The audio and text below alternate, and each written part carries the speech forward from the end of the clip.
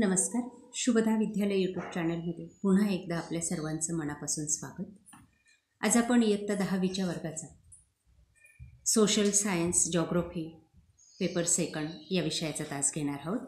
सर्व सेमीचे आणि इंग्लिश मिडियमच्या मुलांसाठी आजचा हा व्हिडिओ महत्त्वपूर्ण ठरणार आहे.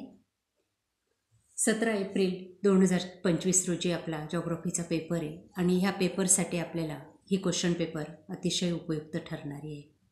यापूर्वीच आपल्या चॅनलवर बोर्डाने पाठवलेली क्वेश्चन बँक अपलोड केलेली आहे. तीही आपल्याला हवी असेल तर डिस्क्रिप्शन बॉक्समध्ये दिलेली प्लेलिस्ट ओपन करा. तत्पूर्वी मित्रांनो, आपण नवीन असाल, अजूनही चॅनलला आपण सबस्क्राईब केलं नसेल तर चॅनल सबस्क्राईब करून बेल आयकॉनवर क्लिक करा, म्हणजे नवीन व्हिडिओची नोटिफिकेशन आपल्यापर्यंत सहज पोहोचेल.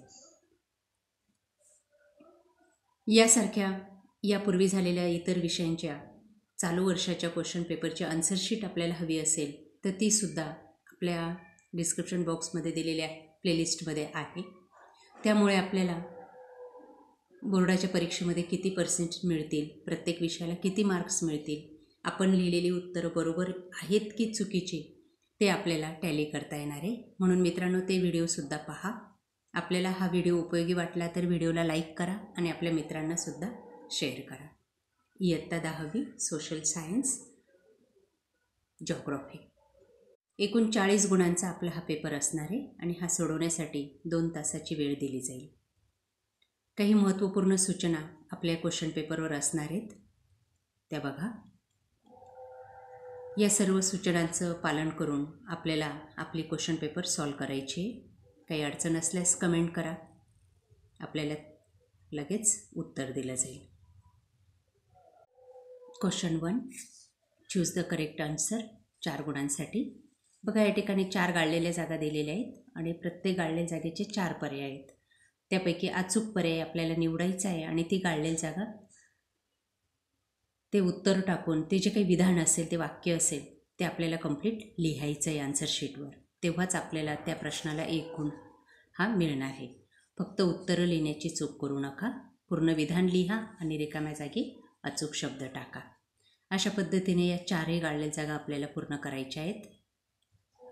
बघा, प्रत्येकाचं उत्तर अंडरलाईन करून उत्तर दिलेलं आहे, ते पहा आणि लक्षात ठेवा. आपल्याला हवं असेल तर नोटबुकमध्ये लिहून ठेवलं तरीही चालणार आहे. त्यानंतर question number 2, match the pair 4 गुणांसाठी आपल्याला जोड्या लावा विचारलेल्या आहेत. ए आणि बी असे 2 कॉलम दिलेले आहेत. ए कॉलम आपण कंप्लीट लिहून घ्यायचा आहे आणि त्याच्यासमोर बी गटातली जे काही अचूक उत्तर असेल ते लिहायचं आहे. बघा, पहिल्याचं 3रं उत्तर आहे, दुसऱ्याचं 5वं, तिसऱ्याचं 2रं आणि चौथ्याचं 1लं. अशा पद्धतीने आपल्याला जोड्या कंप्लीट करायच्या आहेत. क्वेश्चन नंबर 3 बघा, answer the following in 1 sentence.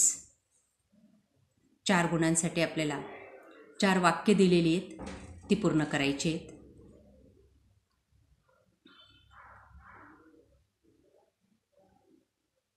एका वाक्यात उत्तरं लिहायची आहेत. बघा, त्यांची उत्तरं या ठिकाणी दिलेली आहेत. आपण ते पूर्ण वाक्यामध्ये विधान लिहून ते उत्तर कंप्लीट करायचे. बघा, 5ही प्रश्न.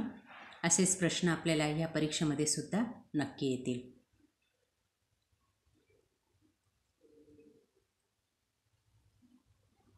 त्यानंतर क्वेश्चन नंबर 4, 4 गुणांसाठी ए भाग.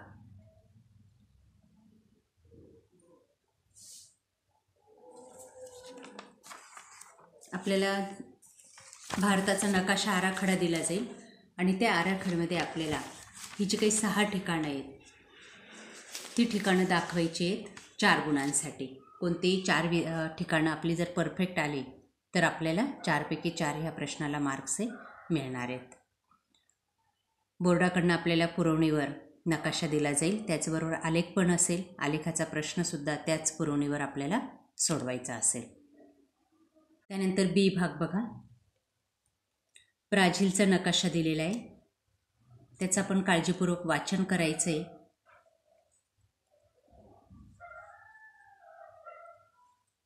आणि त्यानंतर त्या नकाशावर आधारित काही प्रश्न आपल्याला विचारले जातील. त्या प्रश्नांची उत्तरं आपल्याला लिहायची आहेत. बघा ते प्रश्न आणि त्यांची उत्तरंसुद्धा मी या ठिकाणी तुमच्याला दिलेली आहेत, तीही लक्षात ठेवा. असा हा प्रश्न आपल्याला कंपल्सरी येतो. आपल्या पाठ्यपुस्तकातले सर्व नकाशे बघून ठेवा. त्यातलाच एखादा नकाशा आणि त्यावरचे प्रश्नांची उत्तरं आपल्याला परीक्षेला विचारले जातील. त्यानंतर प्रश्न 5वा, शास्त्रीय कारणे लिहा. 6 गुणांसाठी कोणतीही 2. बघा 4 कारणे दिलेली आहेत.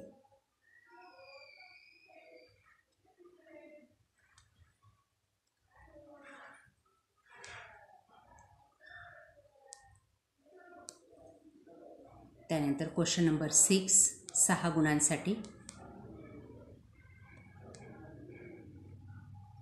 आपल्याला आलेख काढायचा आहे. बघा या ठिकाणी माहिती दिलेली आहे लोकसंख्येची, ती अभ्यासा.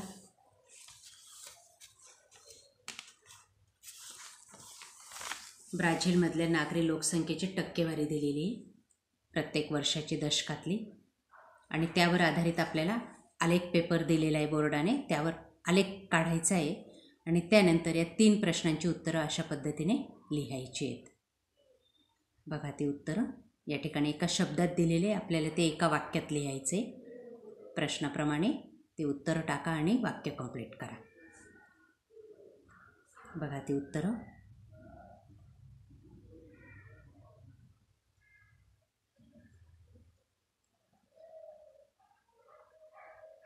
त्यानंतर बी भाग बघा, 6 गुणांसाठी आलेख दिलेला आहे आपल्याला, ग्राफ. त्याचं वाचन करायचं आहे. आयुर्मान, वयाची माहिती दिलेली आहे. भारत आणि ब्राझीलचे वेगवेगळा आलेख आहे, कोणत्या दशकात कशा पद्धतीने आयुर्मानाचा तक्ता दिलेला आहे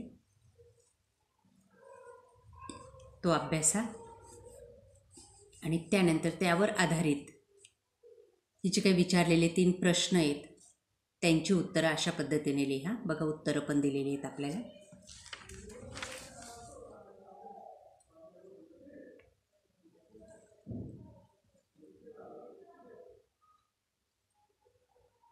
त्यानंतर पुढचे प्रश्न, त्यांची उत्तरं.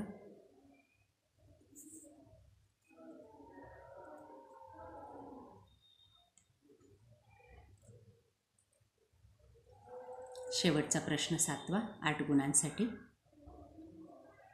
2 प्रश्नांची उत्तरं आपल्याला लिहायची आहेत. सविस्तर उत्तरं 3 पैकी. कमीत कमी 4 पॉईंट लिहिणं गरजेचं आहे, तेव्हा आपल्याला 4 गुण त्या प्रश्नाला मिळणार आहेत. बघा ते सर्व प्रश्न. सर्व प्रश्नांच्या ऑरच्या प्रश्नांचाही सराव करा, म्हणजे आपल्याला पेपरमध्ये 40 पैकी 40 गुण मिळायला अडचण येणार नाही. अशा प्रकारे विद्यार्थी मित्रांनो, आज आपण इयत्ता 10वीची इंग्लिश मिडियमच्या मुलांचा जॉग्रफीचा पेपर या ठिकाणी सॉल्व केलेला आहे. आपल्याला हा व्हिडिओ नक्कीच उपयोगी ठरणार आहे. अशीच प्रश्नपत्रिका आपली असणार आहे. काही अडचण आल्यास कमेंट करा आणि व्हिडिओला लाईक करून चॅनलला सबस्क्राईब करायला विसरू नका. Thank you for watching. Please subscribe.